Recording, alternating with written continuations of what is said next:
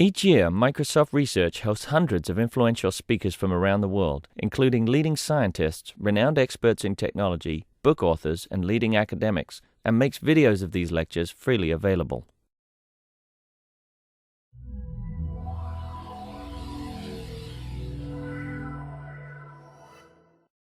So, we are happy to have someone we frequently have here, Asaf Nachmias from Berkeley and kind of from Microsoft, talking about critical percolation on finite graphs.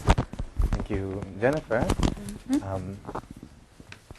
So I'm going to tell you a story about percolation, and I don't feel like I need to motivate why percolation is interesting. But so let me just motivate the second important or third important word in the title. And that's finite. So in classical percolation, we have an infinite graph, as you know, and we have this PC in which every p above p. Okay, so yeah, we flip every edge with a probability p. So it could be quick here. And there's the PC, the critical probability, in which above it you almost surely have some infinite component, and below it with probability 1 you don't. So now we're going to introduce a new parameter into this system, and that's a volume. We're going to take, instead of looking at one infinite graph, we're going to take a sequence of infinite graph, which we can think of as converging to some infinite graph or whatever we want. And we're interested in what physicists call finite size scaling. We want to see how the largest component in different p's, and especially when we're close to this PC, how does the largest component grows? This is interesting because, well, first you can say for any reason motivated in physics that percolation is interesting, surely it would be interesting for finite graphs because eventually the systems we're working on are finite. We also want to study something about, see the relations between the infinite case and the finite case. And as you will see, there are a lot of exponents which imply each other and that are somehow related to each other. So, well, I'm on the topic of finite graphs. So the first example that somehow started in the same time that classical percolation started in the 60s is the Erdos-Renyi random graph. Which, they started it for completely, surely combinatorial reasons. But now we know that there are many connections with percolation on lattices and lots of interesting and rich theory to learn. So here we have a complete graph on n vertices, and we percolate each edge with probability p. So please stop me if I'm too fast or if there are any questions. And we delete it with probability 1 minus p and retain it with probability p, and we denote by C1 the largest component of what we get. The classical theorem of Erdos-Renyi says that if you scale p as c over n, where c is some constant and n is the number of vertices of the original graph, then when c is smaller than 1, all the components are at most logarithmic. It's a collection of small islands. And when c is larger than 1, suddenly you have a giant component which takes a linear fraction of the components. I didn't write it here, but the rest of the components are very small. So Bolobas proved that when c equals 1, the largest component is about n to the 2/3. But in fact, something much more.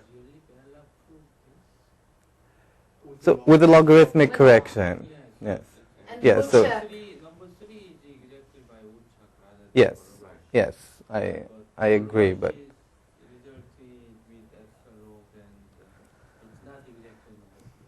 yes. So excuse me? No. They stated it, but it wasn't. It was really wrong. They got the. No, they stated it wrong. They proved it wrong. They didn't have it. They badly didn't have it. But in fact, something much more subtle appears at c equals 1. I mean, there's no reason to look just c equals precisely 1. You could take 1 plus little o of 1 that somehow depends on n, and then you see an interesting phenomena that was proved by Bolobas with some logarithmic errors, which were removed by Wuchak in 1990. And this is this what I'm going to show you is what is known as a scaling window around the critical probability. So what we have is a scaling window of width n to the minus 1/3, and what it means that if you take p, if you percolate at 1 plus big O of n to the minus 3rd over n, then essentially you get the same thing as if you percolate with 1 over n. All the components, the largest component, the second largest component is of size n to the 2/3, and so on. But the minute you go outside of the scaling window, suddenly you see the emergence of the giant component.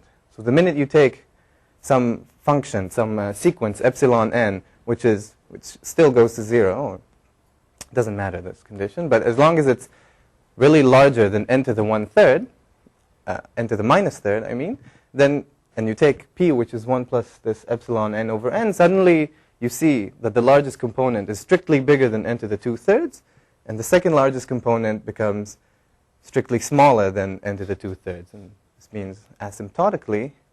And before that, all the components are smaller than n to the 2/3. Let me show you this picture.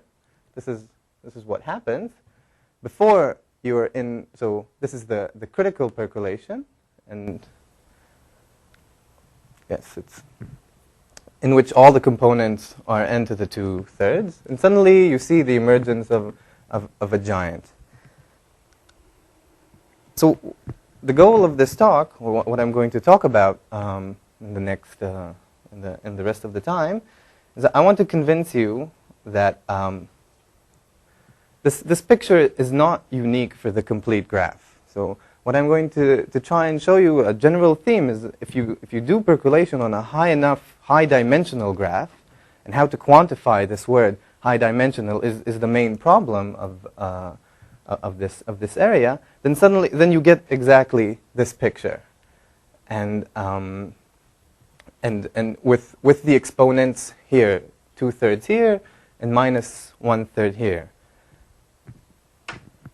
and for some good reasons, and I will try to convince you in that. The way I'm going to do it is, perhaps I should say there is something interesting going on, because if you look at this picture at, say, an approximation for ZD when D is large enough, then what people expect, physicists expect, that there's some universality going on. The minute you're high dimensional, not only you see this picture is that from roughly the critical components look the same, the supercritical components do not look the same. So if you do percolation in the approximation of, or in ZD in high dimension, or if you do supercritical percolation, then your infinite component looks different in each dimension.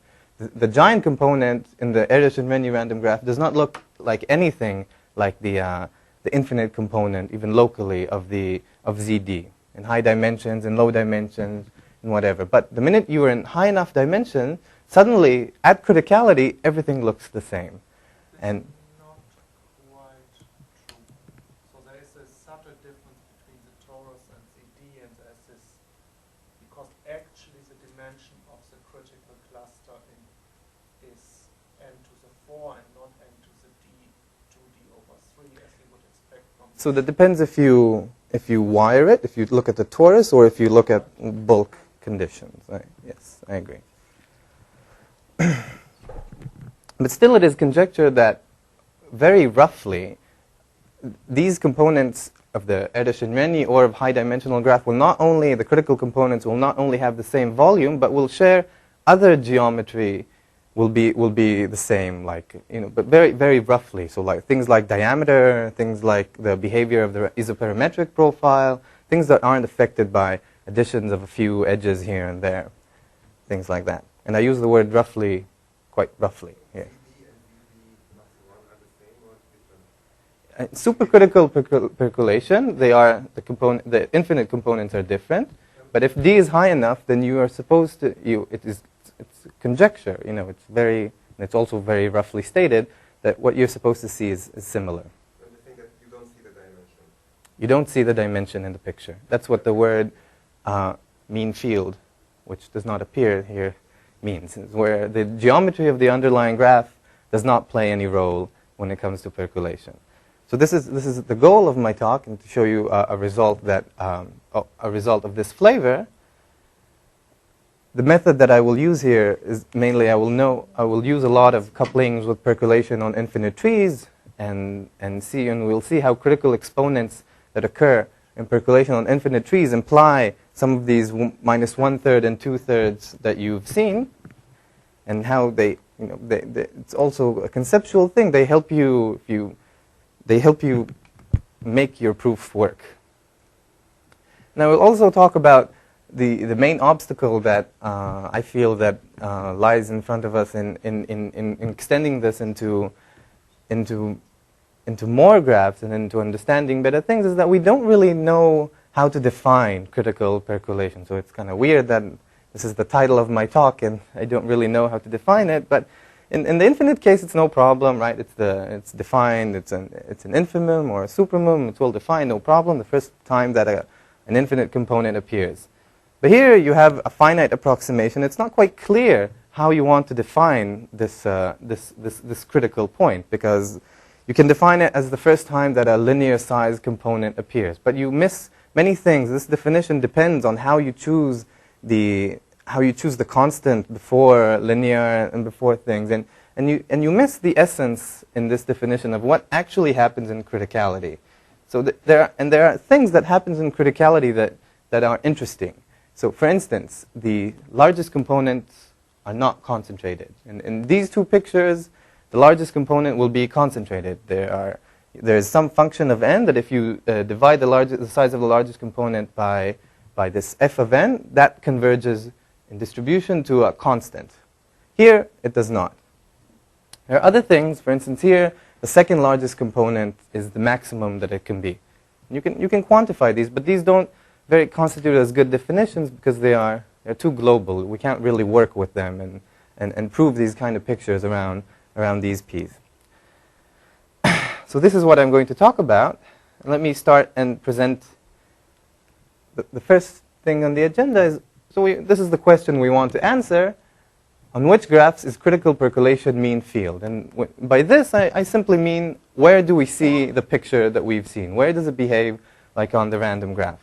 So the first thing that doesn't give much information, but the truth is that almost any d-regular graph this holds. And so this theorem says that if you draw at random a d-regular graph on n vertices, okay, so we assume that d is fixed here, and d times n is an even number, so it's not an empty space, it's not an empty set, then what you get is indeed a mean field scaling window. And by this lingo, I mean you see the picture that we've seen before. The giant compared...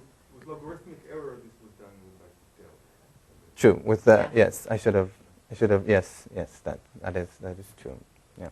So I should add this here. But the problem... Yeah. So,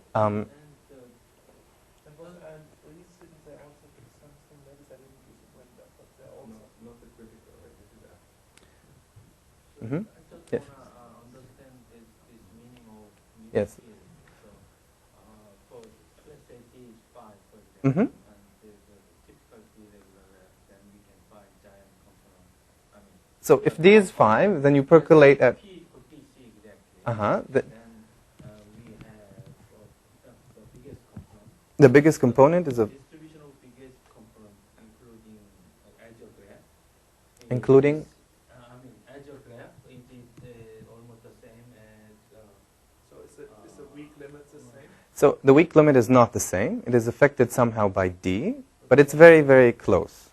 So what do you mean it's mean field? So what I mean is that, the C1 divided by n to the 2/3 is a tight sequence. So the largest component, the second largest component are of size n to the 2/3. And the minute you go outside of the scaling window, suddenly you see a giant component of the same order as you do. About the structure of that. No, right now all I care about is the volume, the number of vertices in the components. Okay, this is what the theorem. You And established the picture you had before. Yes, but it's true that here we can say something about the distribution of the actual weak limit of the largest component, but I don't want to address that in this talk. I just want. It's not the same. It's not exactly the same. It becomes the same when you take d, as d grows larger, it goes closer, but it's not exactly the same. But the n to the 2/3 is still truth. It's still the truth. Because in the giant component you might have some vertices that degree larger. Yes, but yes, of course. Yes. That's a good point.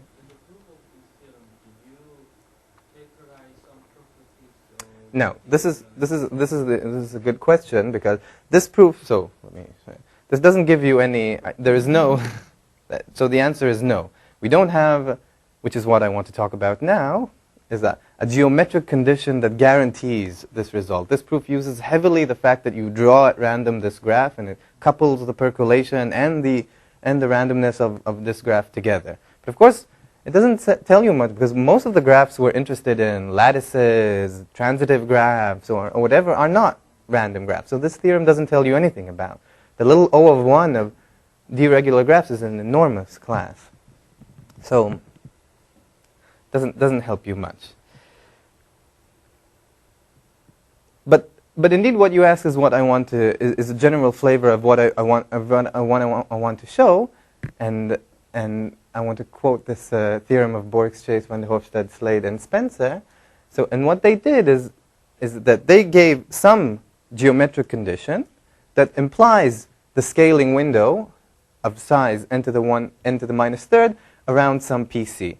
So as I said before, we want to give a condition that implies some high dimensionality. So let's ignore this just for a second, this precise condition, and just look at the conclusion. You have some geometric condition that implies the scaling window of order n to the minus third. And you can't expect not to have any geometric condition, because we know that it doesn't hold on low-dimensional graph, on two-dimensional tori or on cycles and things like that. And this is and this condition is a finite analog of what is known as the triangle condition. And I was planning to explain exactly, but I'm sure everybody knows this is standard notation in percolation. This is just the sum over u. There are people here who don't. Excellent. I'm sorry. Yes. Okay. So what this condition implies. So this tau is not defined, but this is tau pc of vy. So vy are two vertices in your graph G. And this is simply the probability that they are connected. If you do percolation at PC, that v and y that there is some open path connecting them. So you sum over u and v, this sum, and if it's smaller than the delta function plus some small epsilon, this is a condition on the underlying graph. It doesn't. There's no, This is some number that is associated with some graph. There's no randomness involved here, but then it guarantees you that you have a scaling window of size at least n to the minus third. Well, Yes? This is not, well, what's the quantifier on epsilon and on PC? Okay, so I agree. It's not well stated, but so yes. It's not very. I tried to do it a bit rough, but G. So think of Gn as a sequence of graph. Epsilon has to be small enough. Okay, so and this has to hold for every xy. So it's not a graph. It's a graph sequence. Yes. Yes. And PC can be any number. And okay, no. That's the next slide. The PC is the important thing. The way it's defined in this paper is the solution of this equation, where this is indeed an equation. This C of V is the component. You choose a vertex V. This is a transitive graph, so this equation does not depend on which V you choose. You look at the expected size of the component containing V, and as a function of P, this is a monotone polynomial, increasing. Yes? So there is some solution to this. You look at the solution, and this is what you define as PC. By the way, it's actually not true that you need a sequence.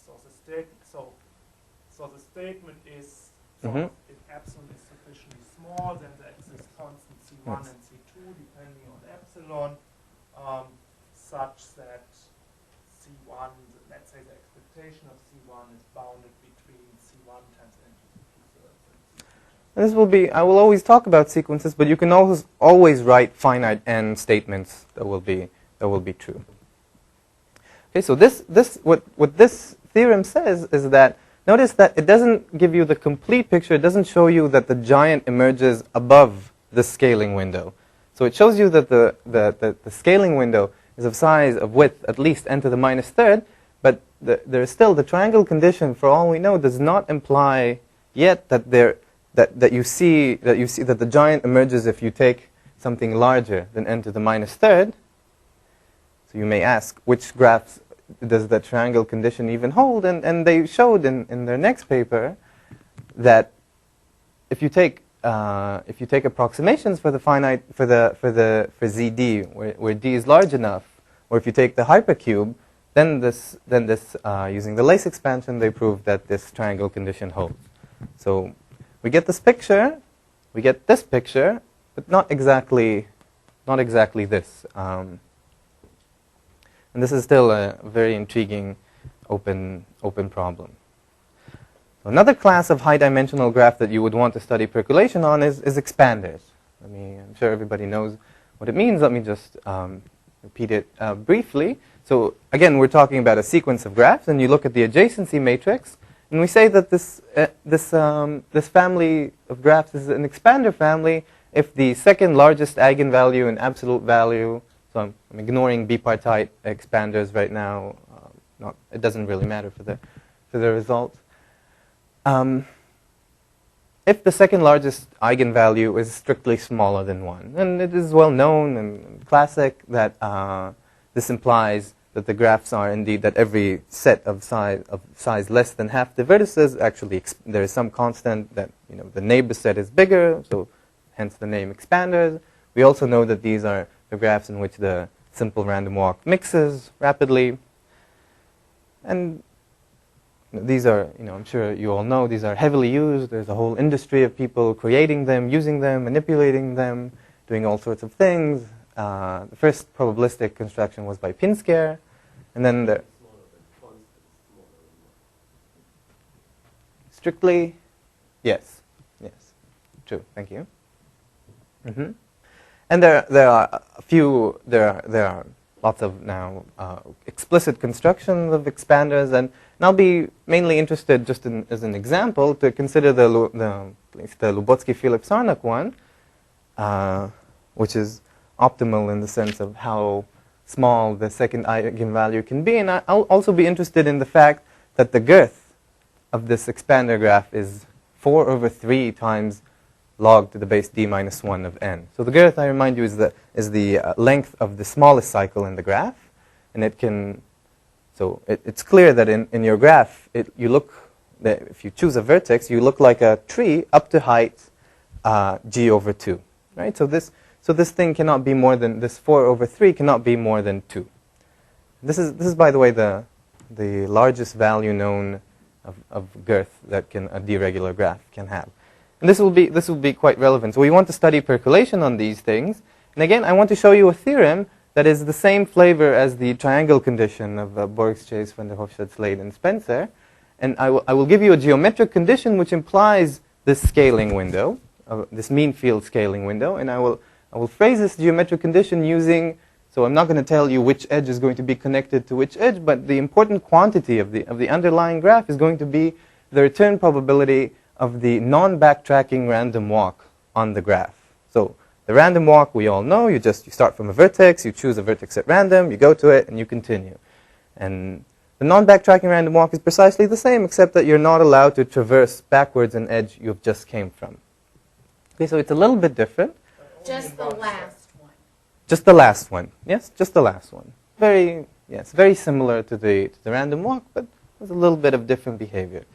And this is the geometric condition that we will assume.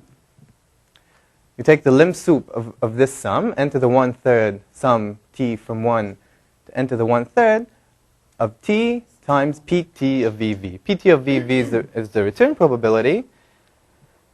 And this condition gives you everything you want to know. It shows you that at 1/d minus 1, okay, so this is at over 1 over d minus 1, you have a scaling window of order n to the minus third, in which the components are of size n to the 2/3, and above it, you suddenly see a giant. So let me first say so first let's verify, as an example, let's see that this holds for the complete graph. Okay, so just as an exercise, so the return probability after t steps in the complete graph is going to be something like 1 over n, right? After 3 steps, your location is completely random. So this is going to be 1 over n. Here you have n to the 1/3. So and this sum from t1 to n to the 1/3 of t sums to something like n to the 2/3. So this whole sequence is bounded.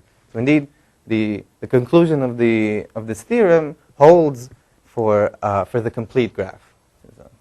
Otherwise, that would be scary. The second important thing is that this theorem only allows you to deduce the scaling window around 1 over d minus 1. So it doesn't work for graphs in which you may have a scaling window at a PC which is larger, such as the tori or the hypercube and things like that. So it doesn't, right now there's no, the theorem of Borx, Chase, van der Hofstad, and Slade deals with still different classes of graphs. This will allow us to analyze percolation on expanders, for instance. Okay, and it's very easy. Once you believe this theorem, let's see that the minute you have a transitive expander with high girth, then you exactly have the scaling window. This is the corollary. You get that picture that we've seen before. The minute you are, so I forgot here the word transitive, but the minute you have a bounded degree expander with girth bigger than 2/3 plus any small number that you want times log d minus 1. Okay, so we know that this theorem is not an empty set because we have expanders where you can write here 4/3. And there are actually quite a few examples of expanders that achieve here something bigger than 2/3. But I can only find one that actually, the Lubotzky-Phillips-Sarnak, that gets here a number bigger than 1. Apparently one is quite an obstacle. And this is very easy because this information immediately gives you a way to analyze this quantity, the return probability. And this is very easy. Let's just see this. If t is smaller than the girth, since it's a non-backtracking random walk, in order to be back, it must close a cycle. So this would be 0. The fact that our graph is an expander tells you that the minute t is bigger than log n, some constant log n, this thing will behave almost as in the complete graph, or almost randomly. So something like 2 over n. This precise statement, as it is said right now, is due to Alon, Binyamini, Lubotzky, and Sodin. Thank you, Yala. Thank you, Itai. And the important thing, so we need to be able to estimate this pt of VV for every t quite sharply, because let me write down the condition again, just so it'll be. We want n to the minus 1, n to the 1/3, lim sup of n, t, pt of VV to be finite. Okay, so if for one of these t's we have here, say 1, then this thing blows up, okay, even if t is very small. So for the rest of these t's, this is where we use the girth. In order for the non-backtracking random walk to be where it started at time t, that means that at time t minus g over 2, it must be at the boundary of the local tree, right? And then it must walk precisely towards the vertex, precisely g over 2 steps towards the vertex. Is that clear?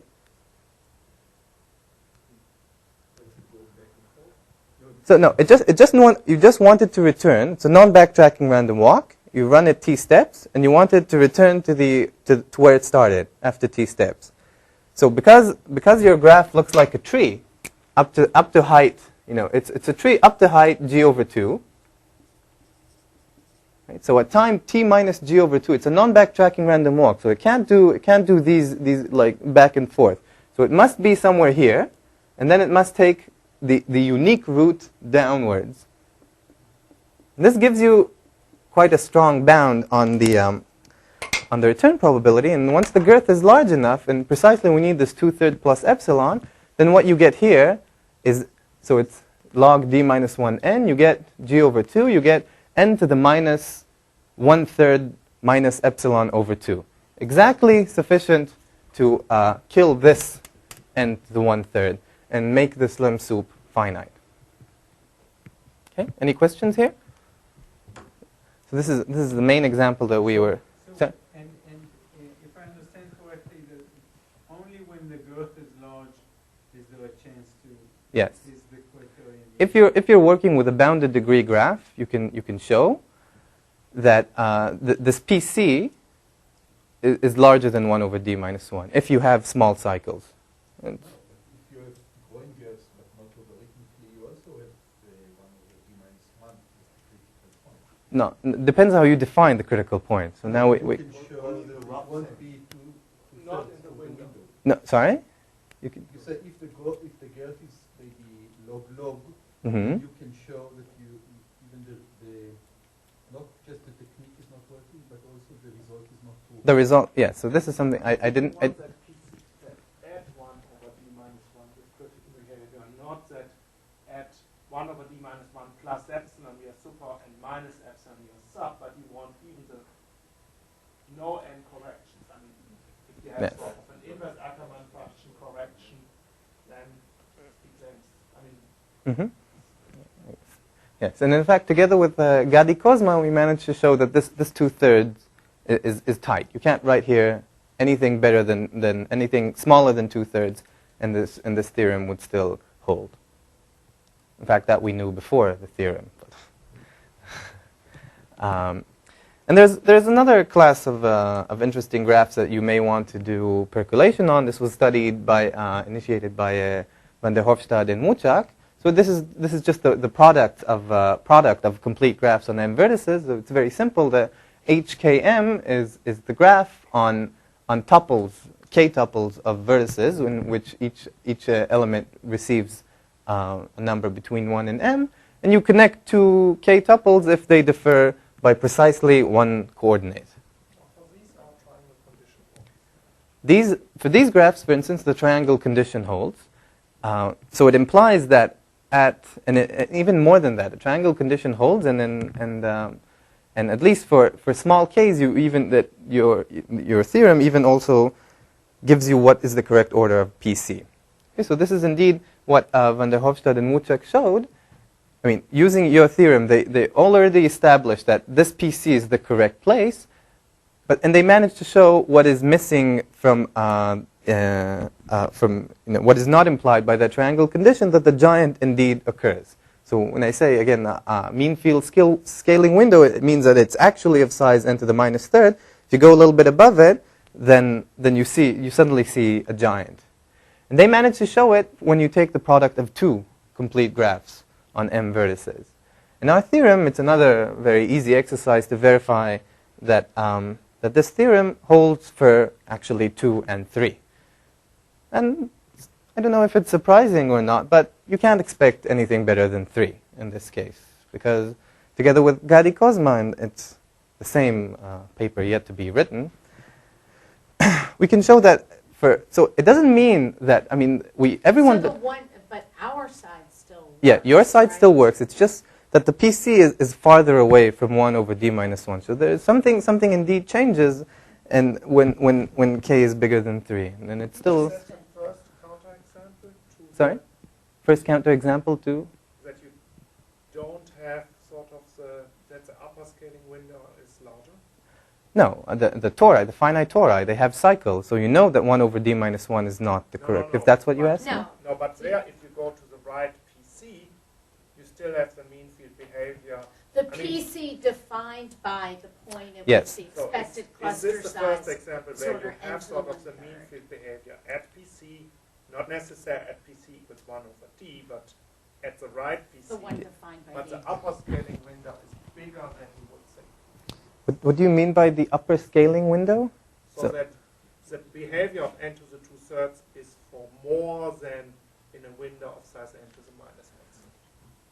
So if I understand That's you... what you're saying here, right? You're saying I'm saying that... it doesn't hold because if you go above Yeah. PC I'm by n surprised to by the that. 1/3 times some omega of n, you still have critical. No, this is not what I mean. All this means is that the scaling window is not around 1 over the Yeah, degree but minus it 1. probably It's is somewhat, around, it somewhat is, but it is yeah, around how we define PC. exactly, yes, yes. But we still cannot show in this case that you have that the giant emerges outside of this wilderness. Yes. PC should properly be Yes. defined as the Yes. point at which the expected cluster size is bigger than the appropriate scaling. Well, or you could define. When you have a triangle condition. Yes. Right. Yeah. Well, you could define it at the point where. That there's no counterexample. Right. I would be surprised. Yes, we don't have any counterexample. So the change is not everybody.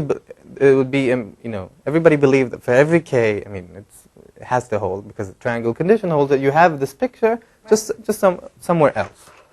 We can't show it.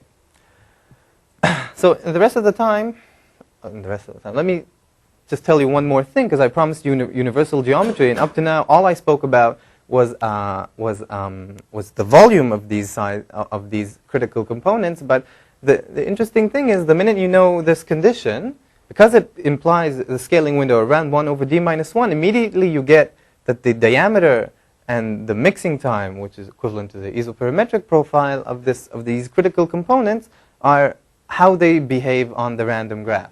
So this theorem that me and Yuval did last year implies that if you have a sequence of d-regular graph and you percolate at 1 over d minus 1 plus the scaling window correction, if there are typically, with some positive probability, components of size n to the 2/3, then their diameter, the longest distance between 2 points is of order n to the 1/3, and their mixing time is of order n. And in fact, the mixing time of the simple random walk in them. And in fact, you can show much more geometric information. They look like random trees on n to the 2/3, plus some disturbances, some edges here and there. So this theorem, this condition, the non-backtracking random walk condition, immediately implies the condition of this theorem, and hence you get this diameter and the mixing time for percolation on expanders and on these products for k, which is 2 and 3. Okay. So in the rest of the time, are there any questions? In the rest of the time, I'm going to talk a little bit about the proofs and. Okay, I'll continue. So I'm going to show you bits of the proof. You haven't Excuse me. checked whether. I haven't. So this is a question. Uh-huh. Have you checked or talked to Remco or any of our collaborators about the fact about whether one can get similar results under our conditions? So for the PC defined by the where Yes, the, yes. the cluster size has the right scaling, Yes. can you say that within that The it's the square root, right? That the Yes. diameter is the square root of the size, and then So the we've mixing asked, time is and we've been smaller. thinking about it ourselves, and we cannot solve it yet. So in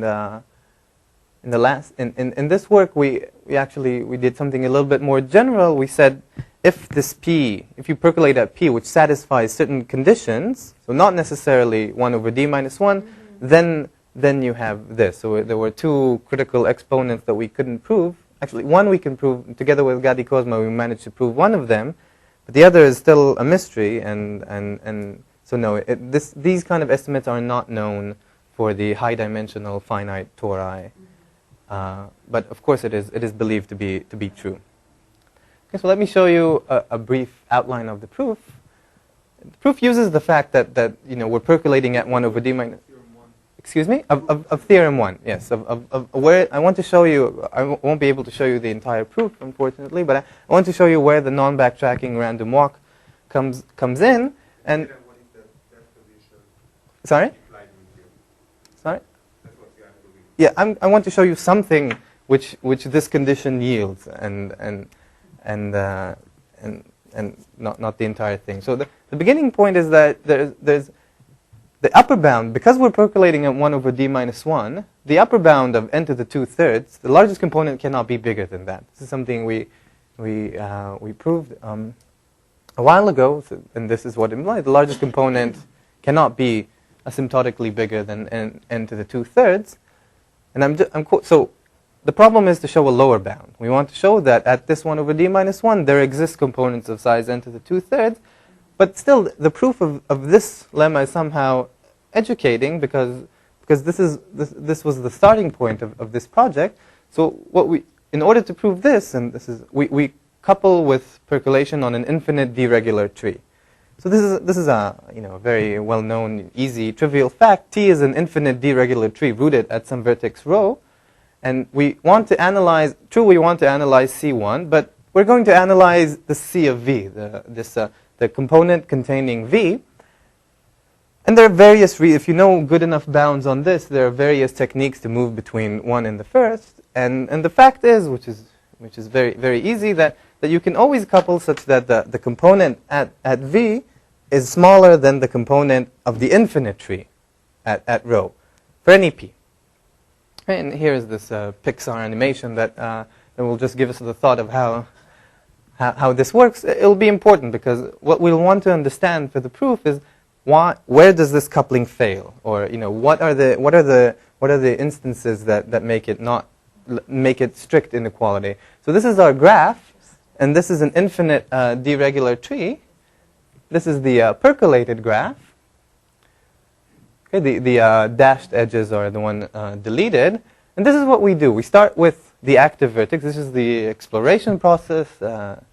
Many people are responsible for, but I think Martin Leff and Dick Harp are the first ones to actually do it. So we mark vertex, the first vertex is active, and we start checking its neighbors, but we only look at neighbors that we haven't, that it's possible neighbors that we haven't seen before. The Martin Leff thing was long before Descartes, right? Yes, but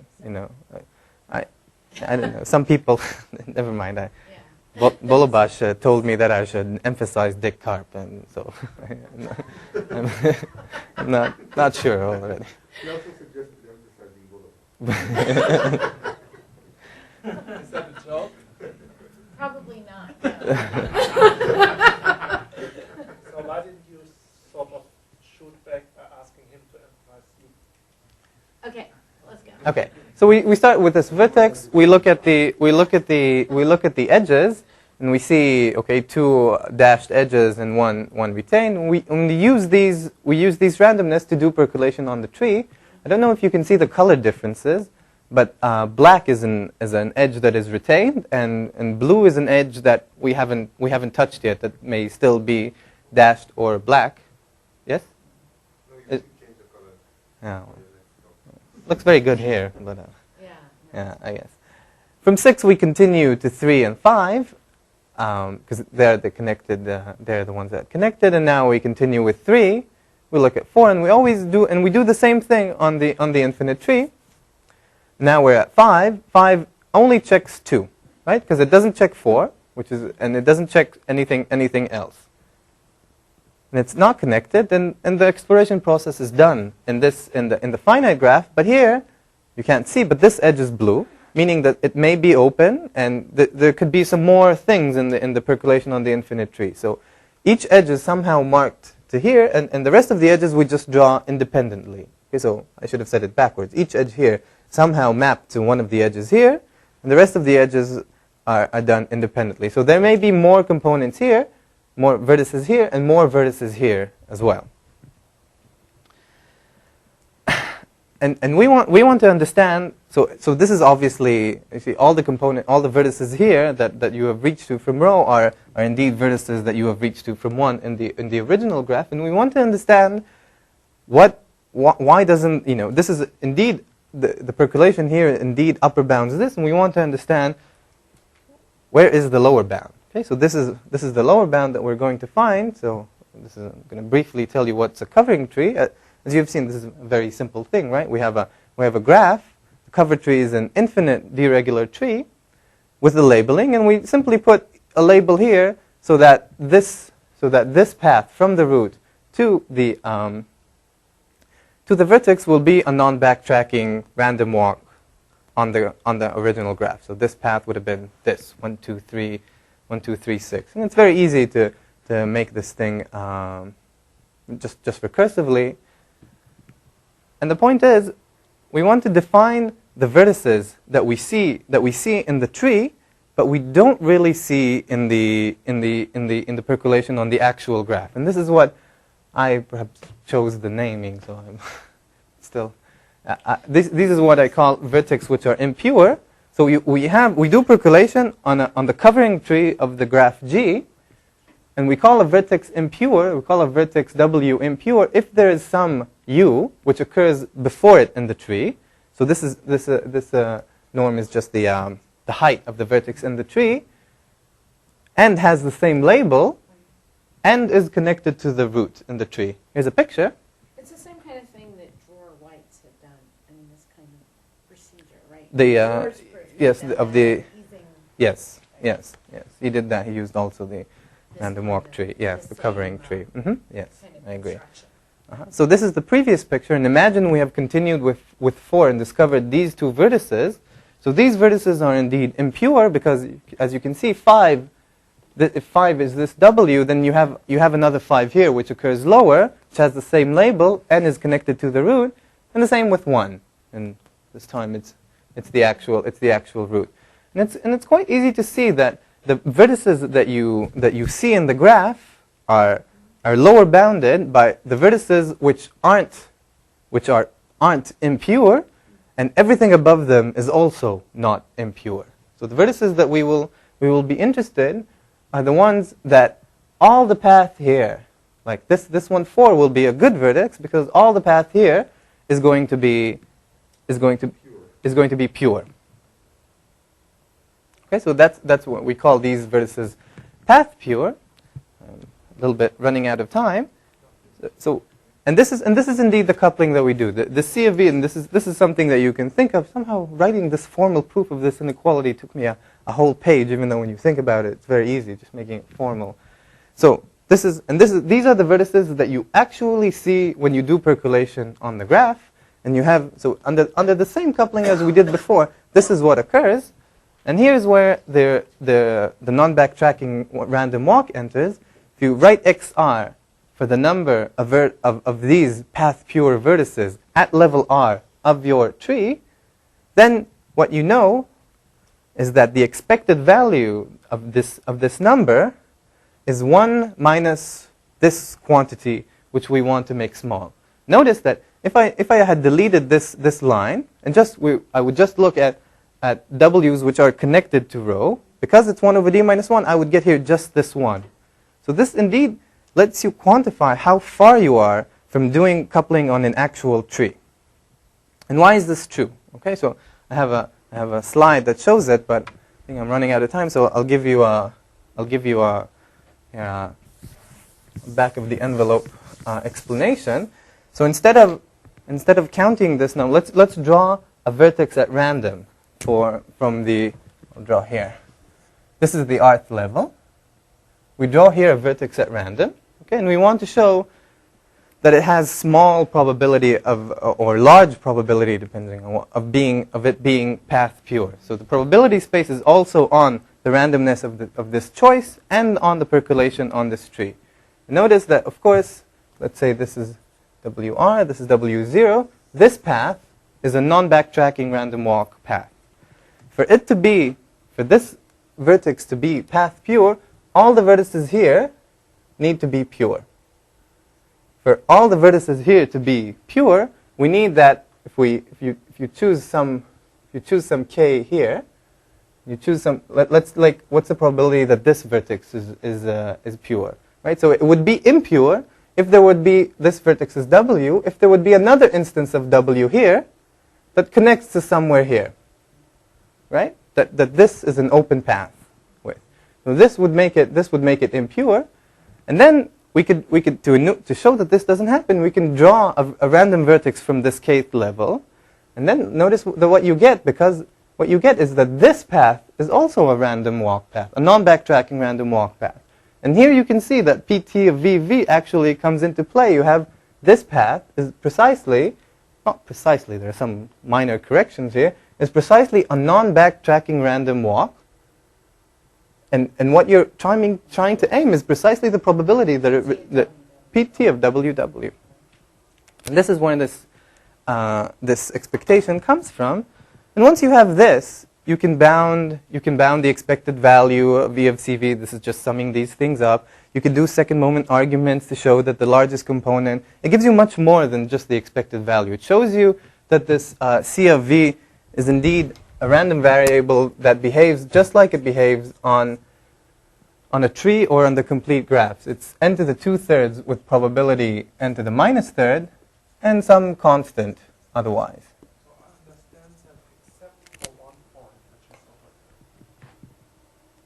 happens in triangle inequalities and everywhere, it would show that if this return probability is small, namely smaller than 1/2 or something like that, I would see it. But here still, you just asked that this sum is smaller than infinity, so this could still. So yeah, so this doesn't immediately imply, you don't see the condition.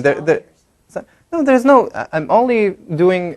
So the R that we will typically choose is going to be of order n to the 1/3, because we're always thinking that the component is going to have diameter n to the 1/3 if we believe things. So what you'll get here is n to the 1/3, and from t to 1 of n to the 1/3 of this t PTVV. That's exactly the condition. If this whole thing is small, so now I understand your question. I only demanded that it's smaller than infinity. That's no problem. You can divide, you can manipulate it, and require. How you manipulate? Oh, I can. Okay, so I can. The condition was this.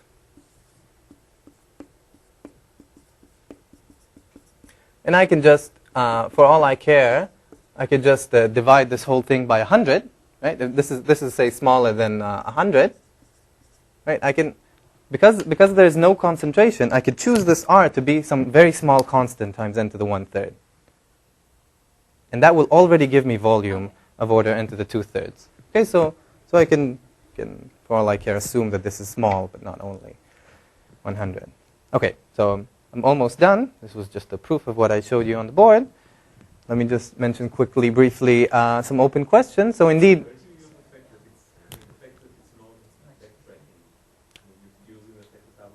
Yes.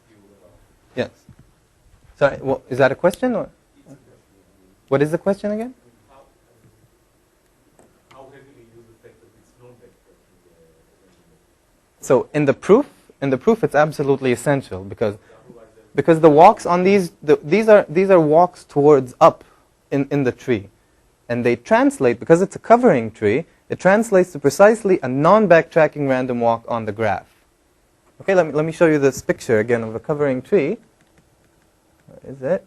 You see, if I look at a certain path in this graph, let's say this one, 1, 4, 1, 4, 3, 6, it's precisely a if you choose a random point here, it corresponds to the end point of a non-backtracking random walk here, 1, 4, 3, 6. Okay, of the same, where the length of the walk is the height of where you chose this point. Yeah, I'm almost done. That was just any more questions except for these questions? Okay, so I addressed, so I won't repeat that we have no way yet of defining PC that would work for any sequence of transitive graphs. We want it to work both for a 2-dimensional case and for high-dimensional case. But right now I'll be satisfied with something with high-dimensional case. We want something which is. Why can't you say something like because we said that the expected size of the cluster has to behave like n to the 1/3. Yes. That 3 was a mean field exponent. True. Right? And so if you replace that by, I mean, you'd have to do it implicitly. But if you replaced it by an He only wants appropriate, mean field graphs anyway. you only want mean field graphs. No. I would like to He just said define. so too. I do want to as well. Right. Yes. So then, if I think that 3 is coming from 2 beta plus gamma, but I'm not sure. But if that 3, But we want a definition alpha that. minus 1. Okay, so if you replaced that, so if I said the expected size of the finite component behaves like n to the 1 over 2 beta plus gamma, I know the exponents are not defined, but I could define it appropriately by taking logs, taking limits, and relating it to the behavior of p infinity and then, I mean, I'm sure that that's correct. I'm sure that that's the correct behavior. But would it work on sequences which aren't lattices? I mean, sure, but I think so, yes. Okay, so In some ways, it's kind of putting the answer. I completely agree with you that it's putting the answer in. I mean, it's also putting it must be the case. You might want something which looks more transparent than that, but it must be the case. Well, I can give you a different definition. Okay, why don't we choose a definition such that the expected size of the largest cluster is twice the expected size of the next largest cluster? Yes, that works, but it's very hard to work with. Yes. So this is one of these global definitions that, we want something that we can, something local that we can work with. That's why your PC, so something you could check. So this is the what I feel is the main question that I've been thinking about a lot. And there are other, like many open questions in this, completely wide open. There's still many questions on high-dimensional tori, about showing the complete picture, showing, for instance, for d bigger than, that things happen at d bigger than 6, as they believe, showing that the giant component exists in the tori, in the hypercube, in higher dimension in higher. There's some intermediate thing from 6 Yeah. to 8 where things are acting very strange On the tori. Versus Z. Wasn't it like, or was it just anywhere above 6 that the tori? Anyway. Okay. There's something still in the realm of expanders we don't know. I feel, maybe wrong, that the high dimensionality is captured just with the expansion, and that the girth is something, if the girth is high, then the location of PC is 1 over d minus 1. But I feel certain that it should be true that you have a mean field window, even somewhere higher if you have small girth. That should be true. I've no idea. Okay. Which is, and there's sort of, it's motivated by a theorem we proved with Bela. Namely, you look at the sequence of dense graphs, and you look at the largest eigenvalue. Okay, but will this work on bounded degree graphs as well? No. Okay. And the last thing, which can also be done, is try to find. You can also try and do. This is something that several people suggested to me. Try and find these conditions which imply mean field for the critical easing model. I'll not go into this. This is out of scope, but yeah, and this is the end of my talk.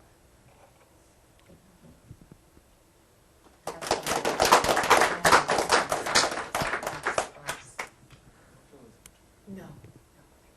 Just above critical probability, can you tell me about the uniqueness of giant component? Yeah. So I haven't written it in the paper, but if you assume this condition or a slight variant of it, then which holds for all the examples that I show, then you have you have exactly the picture: a giant, and the rest are strictly smaller. What I can't show you precisely, even though I've been thinking about it, that above criticality, the largest component scales exactly like it does on the Erdos-Renyi random graph, namely that famous 2 epsilon n. That I'm still finding. I'm certain that it's true, but. Can we use uniqueness to define PC? Yes. Yes, you can, but it's also a global definition that I won't be. Yeah, when he was talking about an eigenvalue. No. When I said the largest is twice. The largest twice. Oh, Yeah. okay. That will, yes. Yeah. Yes. But it's not. Yeah, I can define these. I can define it as any p in which the largest component is not concentrated. Okay, for instance, it's also a valid definition. Concentration is well defined. So, but I don't know how to do it, or the p in which the expected size of the second largest component is maximized. Still, I don't have any idea of how to actually handle this p. You said with that you know one exponent for ZD? Yes. So I'll have to remind you, though, what are these exponents. So in work with Yuval, we found that there are 2 exponents that if they happen at PC, then you can deduce diameter, you can deduce mixing time. If they assume their mean field value, that's it. Then you can deduce what is known as the Alexander-Orbach conjecture, or you can deduce that the geometry of this critical component looks like as it would on the complete graph or on essentially on trees. This is the same way you could you address what is this. This has the name, there's always able to translate between what is called the incipient infinite cluster or taking finite approximation. It's always the same. And these exponents were not discovered by the Lace expansion because they deal with the metric of the percolated graph, what is known as the chemical distance. Once you do percolation, then you have a new metric. So we define this BPVR. I'll make it brief. You have an underlying graph, and you do percolation. And I'm looking at this is going to be the ball of all the vertices of radius. The ball of radius r around V in the intrinsic metric. And there are two critical exponents that would imply many interesting things about the shape of these critical components. As one of them is that the expected value of this ball, the size of this ball, grows linearly with r. Expected value of BPVR smaller than some constant r.